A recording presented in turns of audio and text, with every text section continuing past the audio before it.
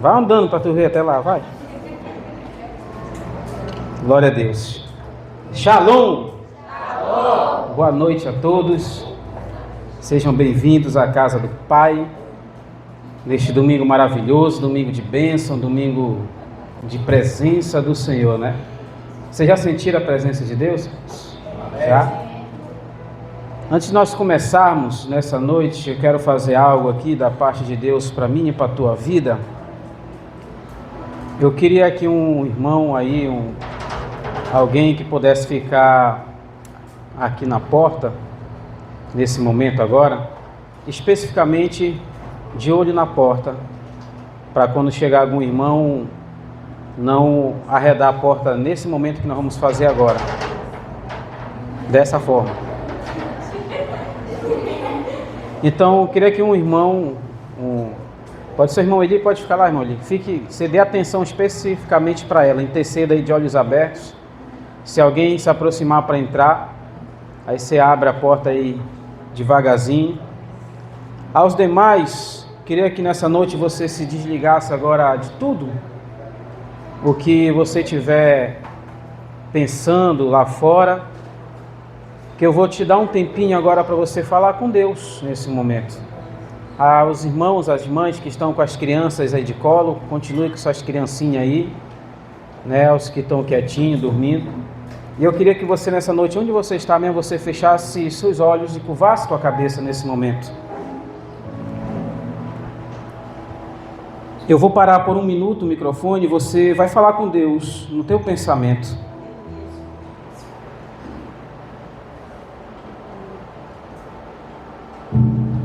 Apenas sinta a presença de Deus. É só você e Ele agora.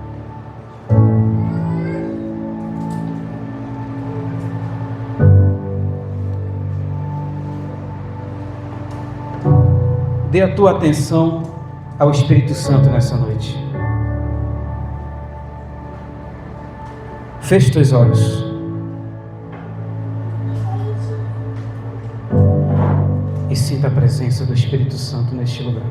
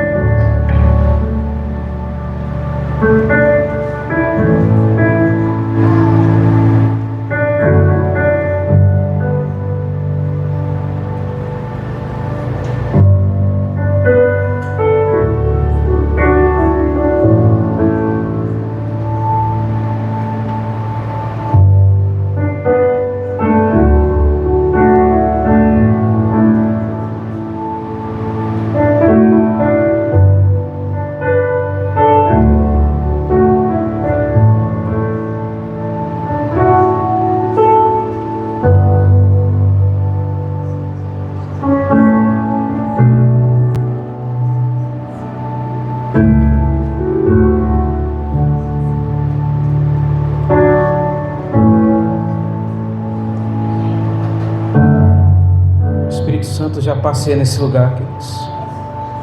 Aleluia.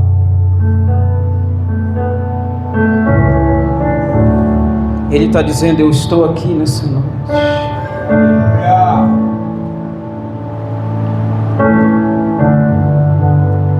Ele está te chamando nesse momento.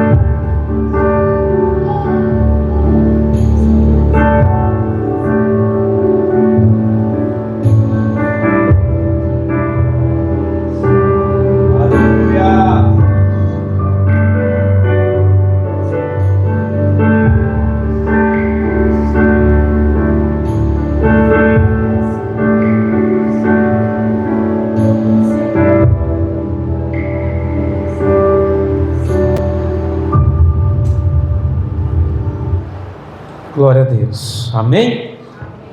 Agora aplauda o Senhor nessa noite bem forte.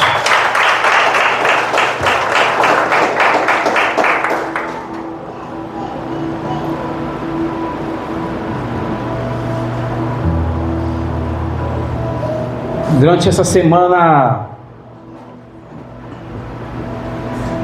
Deus ele tem falado muito conosco sobre perseverança, sobre continuar, sobre não desistir, sobre prosseguir para o alvo, né? Alcançar os objetivos, os projetos, sonhos e planos. Por que nós fizemos esse pequeno momento de adoração para você falar com Deus? Talvez tu não conseguiu durante o dia de hoje ter um pequeno tempo para o Espírito Santo para falar para Ele o quanto você o ama a Ele. Mas o Espírito Santo e Deus e Filho Jesus estão todos os dias, 24 horas por dia ao nosso lado, dizendo que nos ama. E muitas das vezes na correria do dia a dia, nós deixamos passar um milésimo de segundo que poderia fazer toda a diferença na nossa vida, que é na presença de Deus. E quando nos deparamos com as dificuldades da vida, Deus ele vem com palavras de perseverança, palavra de não desista, palavra de eu estou contigo, não temas.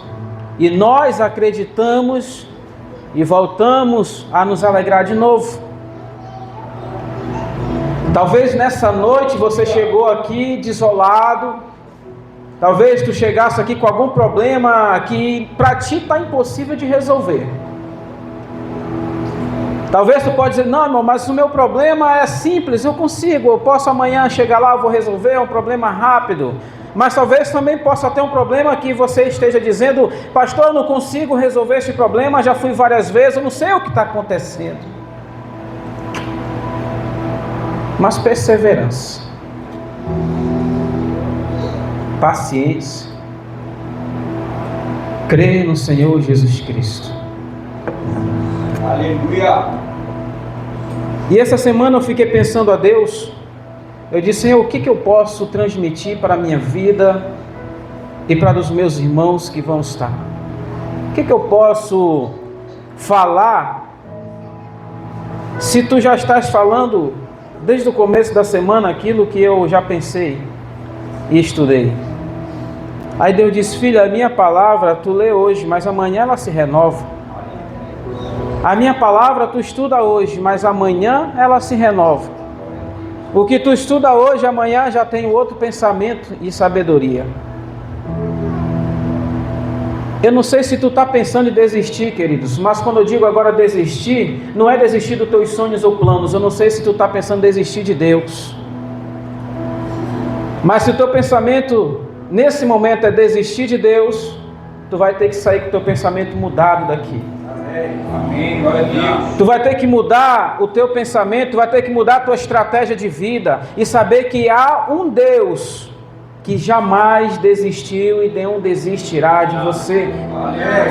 Porque é fácil eu criar um projeto espiritual e dizer assim, eu vou servir a Deus. Mas quando eu penso em servir a Deus, é aí que o negócio começa a dificultar. Nós vamos ler 2 Coríntios, abra sua Bíblia, capítulo 4.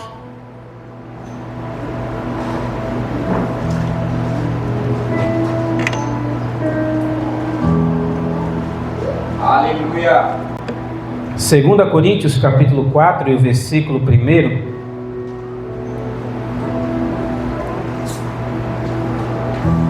Paulo, escrevendo esta maravilhosa carta, disse, temos em vasos, tesouros em vasos de barro, que diz assim, pelo que tendo este ministério, segundo a misericórdia que nos foi feita, não desfalecemos. Pelo contrário, rejeitamos as coisas que por vergonha se ocultam e não andamos com astúcia e nem falsificamos a palavra de Deus. Antes recomendamos-nos a consciência de todos os homens na presença de Deus. Diga: na presença de Deus. Pela manifestação da verdade. Mas se o nosso evangelho ainda está encoberto, para os que se perdem está encoberto, nos quais o Deus deste século cegou os entendimentos dos incrédulos, para que não lhes resplandeçam a luz do evangelho da glória de Cristo, que é a imagem de Deus. Pois nós não pregamos a nós mesmos, mas a Cristo Jesus, o Senhor, e nós mesmos somos vossos servos por amor de Jesus. Pois Deus, que disse: das trevas resplandecerá a luz, é quem brilhou em nossos corações para a iluminação do conhecimento da glória de Deus na face de Jesus Cristo. Versículo 7. Temos, porém, este tesouro em vasos de barro, para que a excelência do poder seja de Deus e não de nós. Amém? Uma das principais coisas, irmãos, é estar na presença de Deus. E eu perguntava a Deus: Senhor, o que nós precisamos para nós não desistir? Porque, Pai, nós somos seres humanos, nós temos pensamentos que não se comparam com os teus. Deus disse: a minha presença basta, a minha graça te basta. Permaneça na presença e não desista de mim. E quando eu analisei Paulo escrevendo aos Coríntios, eu disse: Senhor, ele disse que temos tesouros em vasos de barro. Então o que seriam os tesouros, Pai? O que seriam os vasos de barro? Ele disse: tesouro é o que eu tenho entregado para ti, tesouro é o que eu tenho colocado em tuas mãos para você levar, que é a minha palavra, que é o meu evangelho.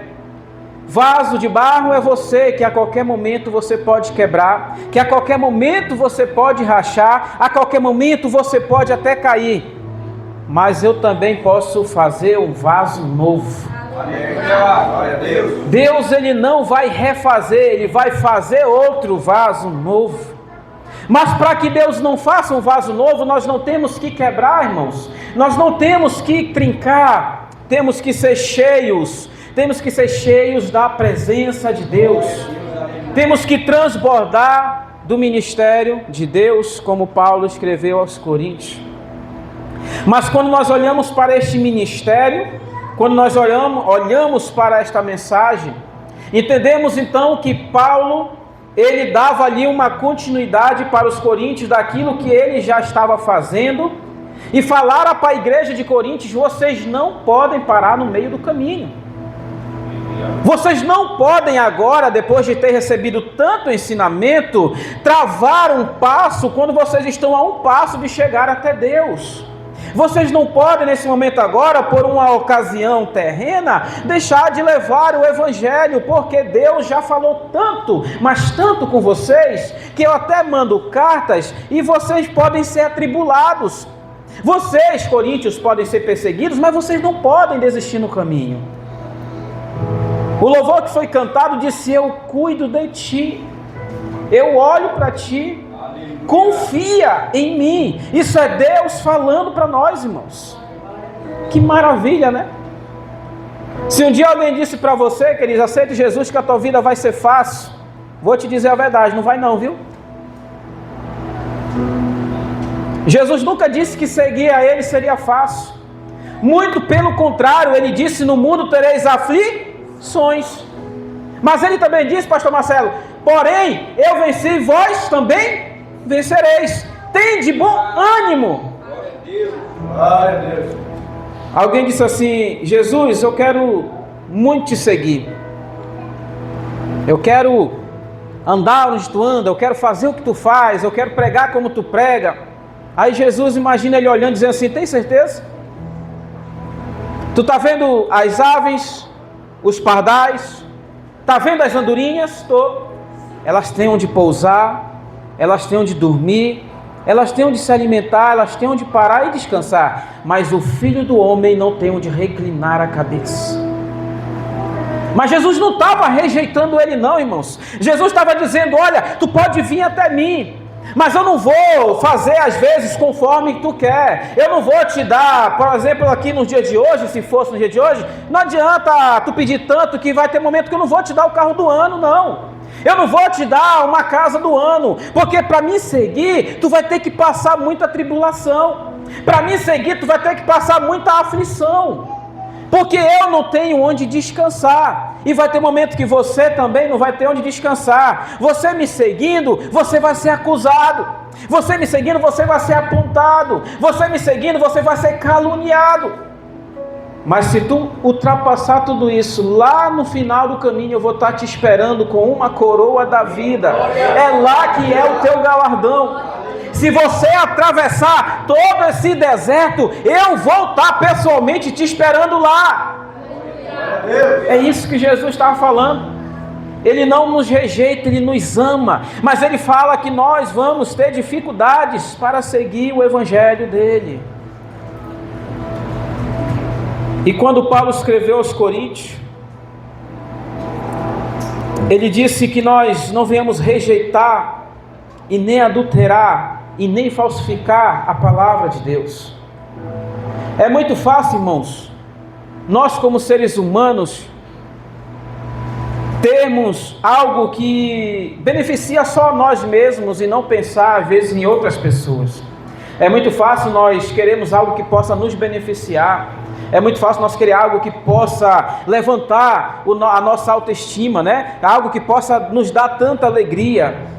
Mas às vezes é difícil eu olhar para o próximo que está do meu lado, eu pedir algo para mim que possa respingar nele também, para que ele seja abençoado, para que ela também tenha o que eu possa ter. É muito fácil às vezes eu chegar em algum lugar e dentro da igreja chegar assim: olha, bispo, eu comprei o carro do ano, está aqui a chave, abençoa. É muito fácil, mas é muito difícil às vezes eu ir dar uma carona para o irmão que está lá na casa dele, embaixo de chuva, querendo vir para a igreja, mas não consegue porque está chovendo e ele está de pé, e a pessoa não ir lá. São essas dificuldades que Jesus está falando, irmãos. Deus, Ele nunca prometeu para nós que Ele nos daria tudo. Mas pastor, está escrito lá: pedi, dá-se-vos-á. Mas também tem um versículo que diz que nenhuma folha cai da árvore se não for pela permissão de Deus. Eu posso pedir, mas vai ter um momento que Deus vai dizer: não posso te dar isso aqui não. Aí eu vou dizer: mas Deus, por quê? Porque eu sei até onde o coração do homem vai. E quando tu não tiver, tu estás me agradando, filho. Mas se eu te der, tu pode sair da presença. O que importa para nós, irmãos, é a presença dEle. Já chegou um momento que eu pedi algo para Deus, tantos anos pedindo para Deus, tantos anos, e eu disse: eu não vou ganhar isso aqui não. Deus disse: não. Eu disse: tá bom, nem questionei. Depois eu vim entender o porquê. Nós seres humanos, irmãos, temos uma capacidade muito grande de esquecer quem nos deu às vezes. Nós queremos a bênção, nós queremos fluir, queremos ter uma finança boa, queremos ter geladeira cheia de alimento, queremos que nossos filhos tenham uma melhor faculdade, queremos que tenham o melhor carro, a melhor casa, a melhor roupa, o melhor sapato, queremos ter o melhor de tudo. Pedimos tudo isso para Deus, mas às vezes não pedimos a presença dEle para nós. E o que Deus está dizendo é que Ele quer nos dar a presença dEle. Ele disse: buscai primeiramente o reino de Deus e a sua justiça, e essas demais coisas serão acrescentadas. Só que para a gente alcançar tudo isso, vamos ter que passar o que Paulo escreveu para os Coríntios. Vamos ter que passar as tribulações. Você sabia que quem prova você não é Satanás, irmão? Sabia disso? Quem prova você é Deus. Tá, pastor, e o inimigo? O inimigo, ele te tenta, é diferente. Você vai lá para Deuteronômio, Deus disse: Moisés, eu te levei para um deserto, 40 anos, te fiz sofrer, eu te fiz ter fome, te fiz passar necessidade, te fiz chorar, fiz você ficar triste, eu te humilhei para ver o que estava no teu coração, se tu me servirias e guardarias a minha palavra ou não. Deus, Ele nos prova. Quem manda a provação para nós é Deus. As tentações, aí é o inimigo, para tentar te tirar da presença de Deus. Mas permaneça fiel, permaneça na presença. Quando Jesus disse para aquela pessoa: eu não tenho onde reclinar a cabeça, mas vem, me segue. Mas para te me seguir, negue-se a si mesmo. Irmão, às vezes nós fazemos tanta campanha, né? Tem gente às vezes que está: não, pastor, eu preciso ganhar tal coisa, eu vou fazer uma campanha, vou fazer 3 dias de oração para que eu suba para gerente na minha empresa, né? Pastor, eu vou fazer 7 dias de oração para que eu possa ter o carro do ano. Pastor, eu vou fazer 1 mês de oração dentro da igreja, de madrugada, para que a minha esposa possa ter um filho, porque a gente não tem um filho. Pastor, eu vou fazer dias e dias de oração porque eu quero casar. Mas poucas vezes nós fazemos: pastor, eu quero fazer 100 dias de oração pelo negue-se a si mesmo, porque eu quero ser mais fiel a Deus. Pastor, eu quero fazer 100 dias de oração em busca do Espírito Santo. Ah, mas eu quero fazer 100 dias de oração em busca da presença de Deus. Não, isso nós não fazemos. É por isso, irmão, que as tribulações quando vêm, é por isso que as perseguições quando vêm, quando nós nos deparamos com elas, nós queremos parar, nós queremos desistir, aí vem a enfermidade. Ei, deixa eu te falar uma coisa, Deus não nos chamou para viver uma vida de derrota. Deus não nos chamou para viver uma vida contrária, não. Deus nos chamou para viver o evangelho dele. Deus nos chamou para viver um evangelho de paz. Deus nos chamou para viver um evangelho de vitória. Deus nos chamou para viver um evangelho que vai nos levar até a eternidade dele. Glória a Deus. E nós seríamos atribulados, mas não angustiados, perplexos, mas não desanimados, perseguidos, mas não desamparados, abatidos, mas não destruídos. Isso era Paulo escrevendo para a igreja de Corinto. E nos dias de hoje vivemos exatamente a mesma coisa que Paulo escreveu nesta carta. Nós somos abatidos às vezes, irmãos, pelas coisas da vida, pelas tristezas que vêm. Nós somos angustiados, somos atribulados. Pessoas que nos rodeiam, que estão do nosso lado, são aquelas vezes que nos apontam, né? Porque quando você começa a servir a Deus e você comete um erro, a primeira coisa que a pessoa fala: ó, o crente errando aí. É ou não é? E se você é consagrado a pastor, se você é de um ministério de louvor, de dança, olha aí, ó, tá no altar, mas errou. Olha lá o pastor brigando, né? Olha lá a irmã da coreografia falando que não deve para ali. Olha lá a irmãzinha lá que é ministério de louvor postando foto assim. O mundo vai nos apontar a todo momento. As pessoas vão nos acusar a todo momento. As pessoas vão levantar até falsos testemunhos de coisa que nós nem fazemos, mas nosso nome vai estar lá a todo momento. Já levantaram falso testemunho de mim recentemente na empresa que eu trabalho. Eu disse que quem me justifica é Deus. E quando foram descobrir a verdade, quem era o inocente da história? Eu, que nem sabia, já vim saber quase uma semana depois do que estava acontecendo. Quando alguém levanta um falso testemunho contra a tua vida, irmãos, e você está na presença, Deus diz: opa, fica aí que é comigo. Está mexendo com a pessoa errada. Porque a presença de Deus é o que importa. Só que tem momento que a tua angústia não vai deixar tu ir para a presença. Às vezes você pode ter um filho doente. Às vezes você pode ter um marido que está doente, alguém da tua família que está doente. Às vezes você pode ter alguém que está dentro da tua casa, mas está nos caminhos errados. E você começa a ficar angustiado: meu Deus, eu estou orando tanto, meu filho não vem para cá, o meu companheiro aqui não é curado, meu Deus, o meu pai não está aqui, eu estou orando o Senhor, mas parece que não está dando certo.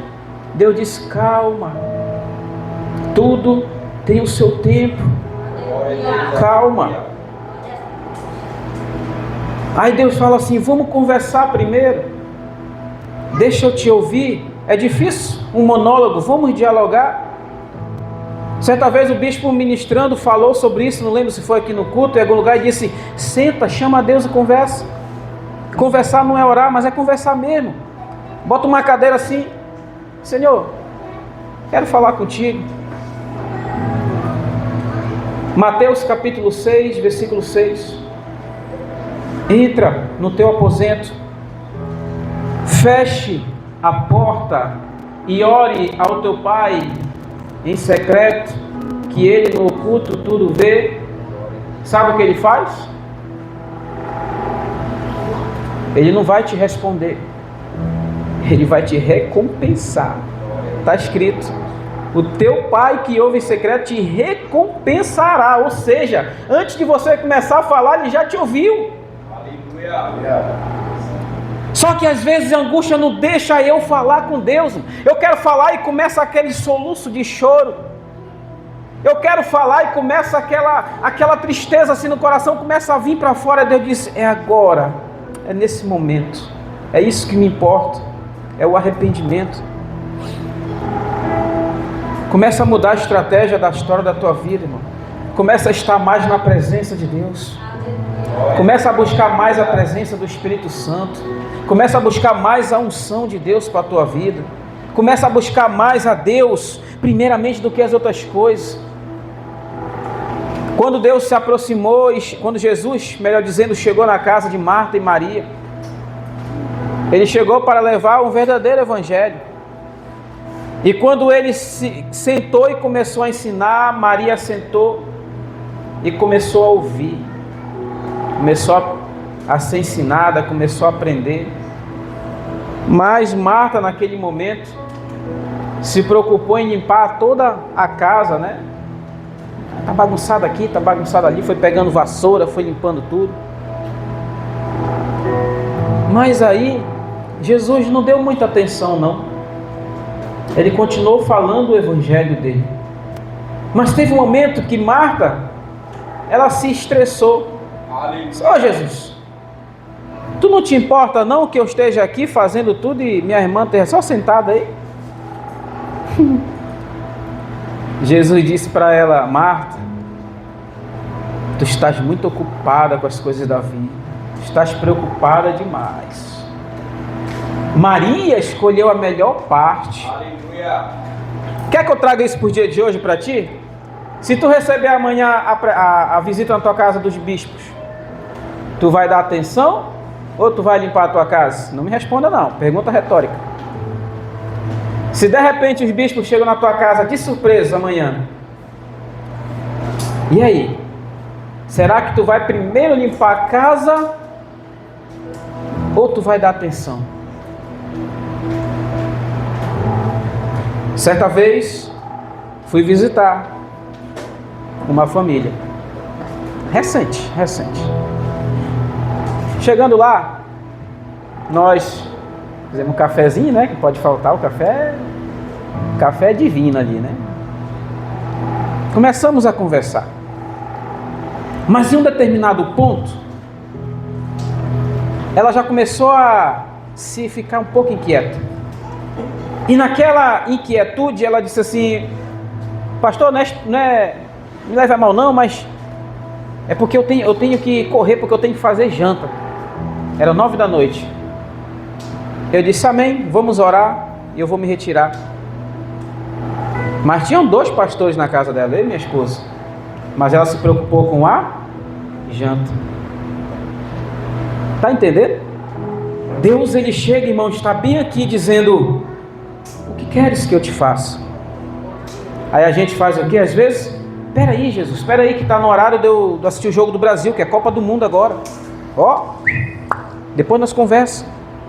Faz o seguinte, já que tu está aqui, Deus, abençoa para que ele ganhe o ex. Acho que alguém orou aí, né? Irmãos, Deus, Ele quer a nossa atenção também. Aleluia. Às vezes a gente só quer a atenção de Deus quando estamos sofrendo. Porque quando nós estamos bem, materialmente falando, que não está faltando nada, a gente nem lembra de falar com Deus. Mas todos os dias Ele está olhando de cima e dizendo: ei, eu estou aqui, vai falar comigo não, é? Será que eu vou ter que te dar um susto, igual eu fiz com Moisés? Será que eu vou ter que te deixar 40 anos num deserto? Será que eu vou ter humilhar um pouco para tu lembrar de mim? Talvez tu não tenha conquistado ainda nada na tua vida, irmãos. Talvez o pouco que tu tem, tu acha que não vai conseguir mais nada. Mas sabe o que Deus está dizendo para nós nessa noite? Sobre perseverança e sobre o que Paulo ensinou aos Coríntios? Não falsifique a palavra de Deus, não adultere, mas esteja na presença de Deus. Não se preocupem com as tribulações, porque vocês não podem parar e nem desanimar quando elas chegarem. Não se preocupem com aqueles que vão apontar e dizer que você não vai conquistar. Não se preocupem com aqueles que vão apontar e dizer: ei, esse daí está falando isso e aquilo, ele está errado. Não, não, não. Se preocupem com a presença de Deus na tua vida. Porque essas coisas vão vir. Ah, pastor, mas está difícil, você não sabe o que eu estou passando. E a gente usa aquela famosa frase: está difícil, mas Deus sabe todas as coisas. Irmãos, Deus sabe todas as coisas, mas tem coisas que Ele quer que você fale para Ele. Muitas das vezes, irmão, nós passamos meses e meses dentro da casa de Deus e ainda não entendemos o mistério de Deus em nossa vida, nem o chamado dEle. Tem pessoas que estão há anos na igreja, mas não querem levar o evangelho lá fora. Paulo, quando ele escreveu para Timóteo, ele disse: Timóteo, as pessoas serão amantes de si mesmas nos últimos tempos, darão ouvidos às fábulas, darão ouvidos a histórias de carunchinhas. As pessoas, Timóteo, não terão mais amor. Eu trabalho com sistema de internet. Certa vez eu cheguei em um local, tinha dado um problema lá, que o caminhão arrebentou lá o cabo da internet, e eu tinha que puxar outro, né? Atravessar a rua. E eu botei a escada lá e subi. Quando eu cheguei lá em cima, eu já ia meter a mão a gente chama de CDUE, que é a caixa lá de fusão. Quando eu ia meter a mão, Deus disse assim: para! Aí eu parei. Eu disse: opa! Aí a gente usa o detector de tensão, que é quando existe a fuga de energia, né? Aí eu disse: peguei o detector. Antes de eu encostar na cordoalha de internet, que ela fica a 70 centímetros de distância da fiação elétrica, antes de eu encostar, ele começou a pitar. Parecia o Chaves chorando. Direto. Isso simbolizando para mim que eu não posso encostar, que está tendo energia ali. E não era para ter. E naquele momento, a gente para a atividade. E eu parei, guardei, desci. Aí eu cheguei lá com o cara e disse: vai dar para eu fazer teu serviço agora não. Aí ele: por quê? Ele disse: é porque... Expliquei, né? Está energizado ali, assim, então eu corro risco de vida lá. Caso eu encoste e aquela eletricidade passe e pegue em mim, eu vou ficar colado lá.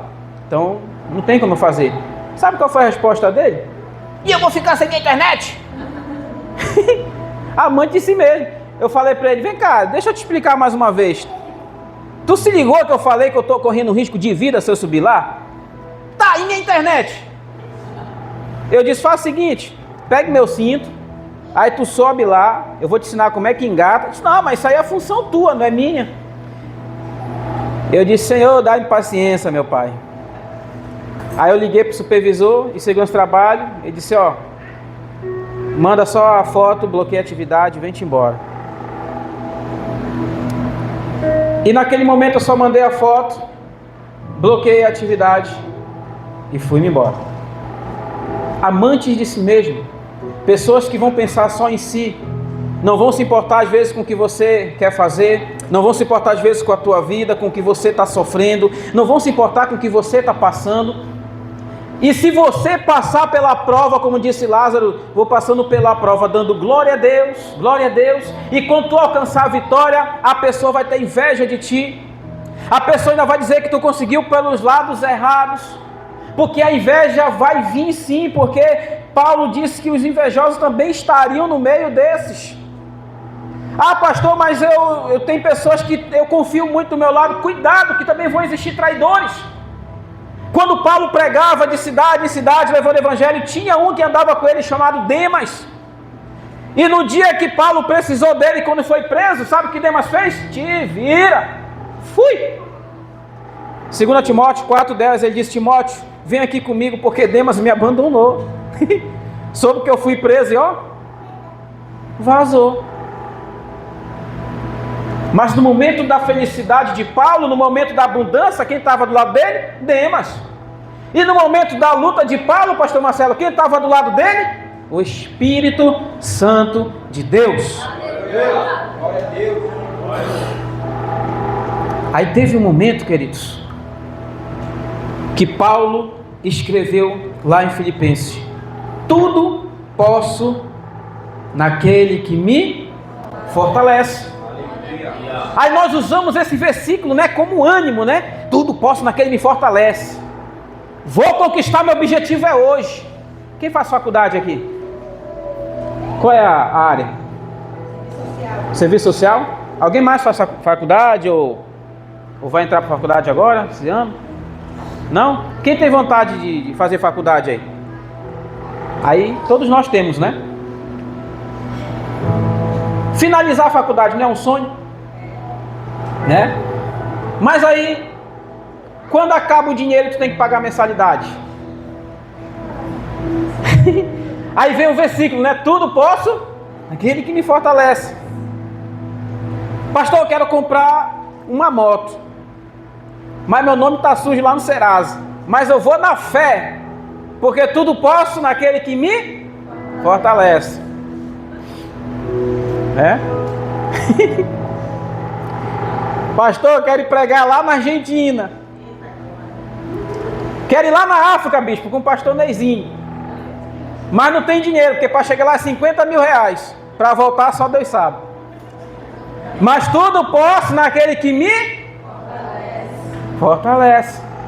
A gente só esquece de um detalhe. Quando Paulo escreveu isso, ele não estava na bênção não. Paulo não estava procurando prosperidade.